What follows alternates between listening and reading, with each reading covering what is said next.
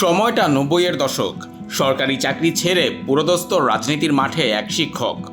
এরপর একে একে কাটল ৩ দশকেরও বেশি সময়। কারাবাস, নির্যাতন আর রাজপথের টানা লড়াই সামলে যিনি হয়ে উঠলেন রাজপথের অন্যতম আস্থাশীল মুখ। বলছিলাম মির্জা ফখরুল ইসলাম আলমগীরের কথা। ১৯৪৮ সালে ঠাকুরগাঁয়ে জন্ম নেওয়া এই রাজনীতিক কর্মজীবন শুরু করেছিলেন অধ্যাপনা দিয়ে। পরবর্তীতে সরকারি কর্মকর্তা হিসেবেও দায়িত্ব পালন করেন। ১৯৮৬ সালে সরকারি চাকরি ছেড়ে মূলধারা রাজনীতিতে পা রাখেন তিনি। ১৯৮৮ সালে স্বতন্ত্র প্রার্থী হিসেবে ঠাকুরগাঁও পৌরসভার চেয়ারম্যান নির্বাচিত হওয়ার পর ৯০-এর দশকে এরশাদ বিরোধী আন্দোলন চলাকালে যোগ দেন বিএনপিতে।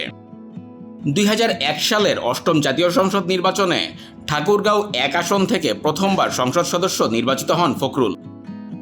দায়িত্ব পালন করেন কৃষি এবং বেসামরিক বিমান পরিবহন ও পর্যটন মন্ত্রণালয়ের প্রতিমন্ত্রী হিসেবে।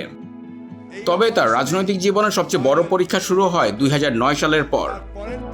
দল যখন তৎকালীন সরকারের দমনপীড়নে লণ্ডভণ্ড, দলীয় প্রধান খালেদা জিয়া কারাবন্দী আর বর্তমান প্রধানমন্ত্রী ও তৎকালীন দলের ভারপ্রাপ্ত চেয়ারম্যান তারেক রহমান লন্ডনে নির্বাসিত, ঠিক সেই কঠিন সময় দলের হাল ধরেন তিনি।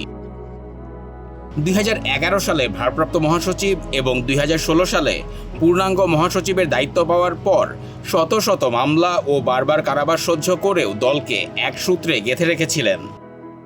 বিরোধী আন্দোলনের সেই উত্তাল দিনগুলোতে দেশের ভেতরে বিএনপির সবচেয়ে ভরসার জায়গা হয়ে উঠেছিলেন এই অভিজ্ঞ নেতা।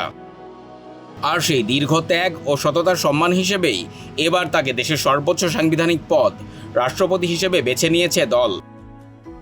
দলের চেয়ারম্যান তারেক রহমানের সবুজ সংকেত পাওয়ার পর গত ১৩ই আগস্ট আনুষ্ঠানিকভাবে তার নাম ঘোষণা করেছে বিএনপি। এরপর সংসদ সদস্য, মন্ত্রী এবং দলের মহাসচিব পদ ছেড়েছেন ৭৮ বছর বয়সী এই নেতা।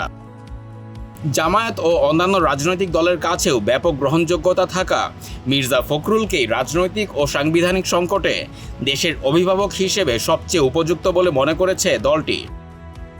শিক্ষকতা দিয়ে পথ চলা শুরু করা সেই রাজনীতিবিদ এখন বঙ্গভবনের পথে। ত্যাগ ও সহনশীলতার যে অনন্য নজির তিনি স্থাপন করেছেন, রাষ্ট্রপতি পদপ্রার্থী হিসেবে তার এই নাম ঘোষণা বিএনপির তৃণমূল থেকে শুরু করে সর্বস্তরের নেতাকর্মীদের মাঝেই এক ইতিবাচক বার্তার জন্ম দিচ্ছে।